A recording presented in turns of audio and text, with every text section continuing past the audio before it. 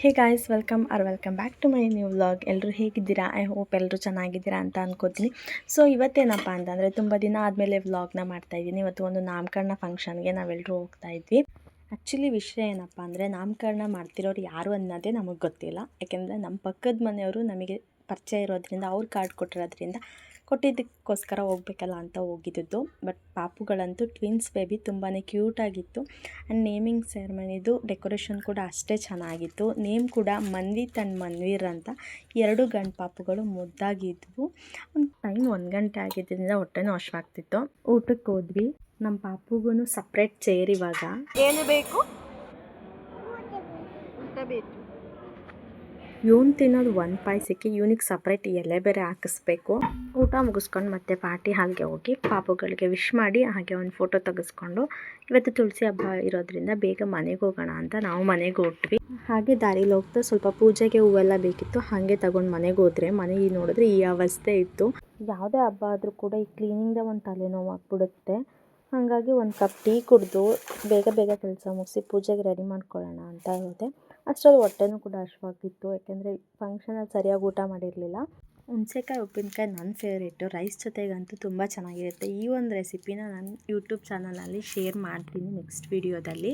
ಜೊತೆಗೆ ಫ್ಲಿಪ್ಕಾರ್ಟಿಂದ ಒಂದು ಪಾರ್ಸೆಲ್ ಕೂಡ ಬಂದಿತ್ತು. ಇವರು ಶೂನ ಬುಕ್ ಮಾಡಿದರು. ಅದನ್ನು ಕೂಡ ಓಪನ್ ಮಾಡಿಬಿಟ್ಟು ಹೇಗಿದೆ ಅಂತ ನೋಡೋಣ ಅಂತ.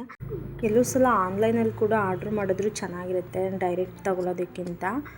ಅಷ್ಟೇ ಕ್ವಾಲಿಟಿನೂ ಕೂಡ ಚೆನ್ನಾಗಿದೆ, ಪರವಾಗಿಲ್ಲ, ಬೆಸ್ಟಾಗಿ ಸಿಕ್ಕಿದೆ.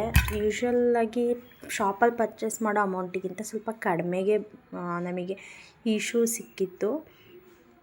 ಬಾಗಿಲೆಲ್ಲ ತೊಳೆದು ರಂಗೋಲಿ ಹಾಕ್ತಿದ್ದೆ. ಈ ವಿಡಿಯೋನ ನನ್ನ ಮಗನೇ ಮಾಡಿರೋದು. ಇವಾಗ ನಾವು ಅವನಿಗೆ ವಿಡಿಯೋ ಮಾಡು ಅಂತ ಹೇಳ್ಕೊಡೋ ಹಂಗೆ ಇಲ್ಲ. ನಾವು ಏನೇ ಮಾಡ್ತಿದ್ರು ಫೋನ್ ಇಟ್ಕೊಂಡು ಅವನೇ ಮಾಡ್ತಾನೆ. ಏನು ಹೇಳ್ತಿದೀಯಮ್ಮ? ನನಗೆ ರಂಗೋಲಿ ಬಿಡೋಕೆ ಅಷ್ಟಾಗಿ ಬರಲ್ಲ, ಹಿಂಗೋ ಸಿಂಪಲಾಗಿ ಬಿಡ್ತೀನಿ. ಹಾಗೆ ತುಳಸಿ ಕಟ್ಟೆ ಹತ್ರನೂ ರಂಗೋಲಿ ಹಾಕಿ ಪೂಜೆ ಸಾಮಾನೆಲ್ಲ ಸ್ವಲ್ಪ ತೊಳೆದಿಟ್ಟು ಪೂಜೆಗೆಲ್ಲ ರೆಡಿ ಮಾಡ್ಕೋತಾ ಇದ್ದೆ. ಈ ಹಬ್ಬನ ನಾನು ಇದು 2ನೇ ಸಲ ಮಾಡ್ತಾಯಿರೋದು. ಮೈಸೂರಲ್ಲೆಲ್ಲ ಈ ಹಬ್ಬನ ತುಂಬ ಗ್ರ್ಯಾಂಡಾಗಿ ಚೆನ್ನಾಗಿ ಮಾಡ್ತಾರೆ. ಇದು ಕಾರ್ತಿಕ ಮಾಸದಲ್ಲಿ ಬರೋವಂಥ ಹಬ್ಬ ಕೂಡ.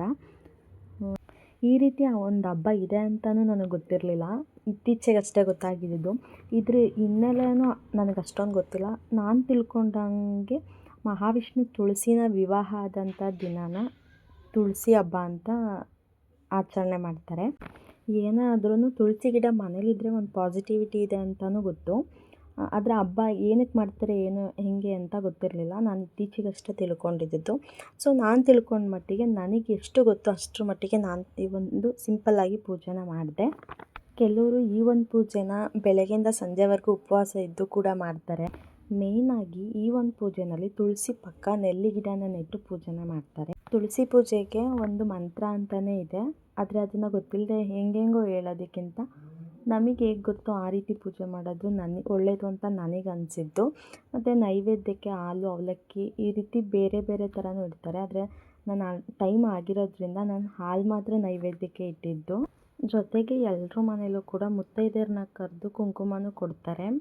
ಇನ್ನೊಂದು ವಿಶೇಷ ಏನಪ್ಪ ಅಂದರೆ, ಈ ಹಬ್ಬಕ್ಕೆ ಪಟಾಕಿನೂ ಕೂಡ ಹೊಡಿತಾರೆ. ಆದರೆ ಯಾಕೆ ಏನು ಅರ್ಥ ಅಂತ ಗೊತ್ತಿಲ್ಲ.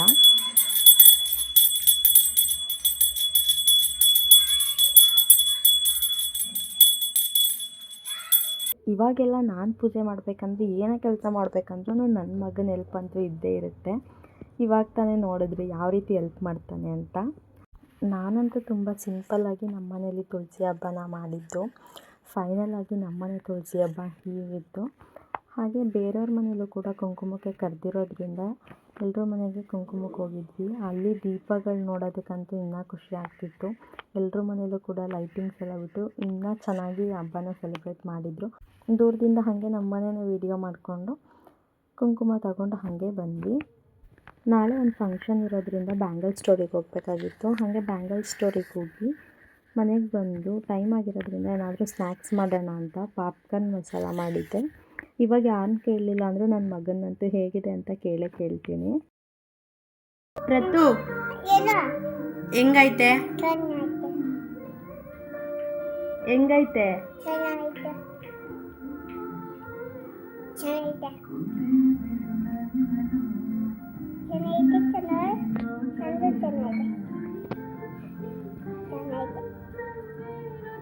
ಈ ವಿಡಿಯೋ ನಿಮಗೆಲ್ರಿಗೂ ಇಷ್ಟ ಆಗಿದ್ರೆ ಪ್ಲೀಸ್ ಒಂದು ಲೈಕ್ ಮಾಡಿ, ಹಾಗೆ ಶೇರ್ ಮಾಡಿ. ಇನ್ನು ಯಾರೆಲ್ಲ ನನ್ನ ಚಾನಲ್ನ ಸಬ್ಸ್ಕ್ರೈಬ್ ಮಾಡದೆ ನೋಡ್ತಿದ್ದೀರಾ ಪ್ಲೀಸ್ ಸಬ್ಸ್ಕ್ರೈಬ್ ಮಾಡ್ಕೊಳ್ಳಿ, ಹಾಗೆ ಸಪೋರ್ಟ್ ಮಾಡಿ. Thank you for watching.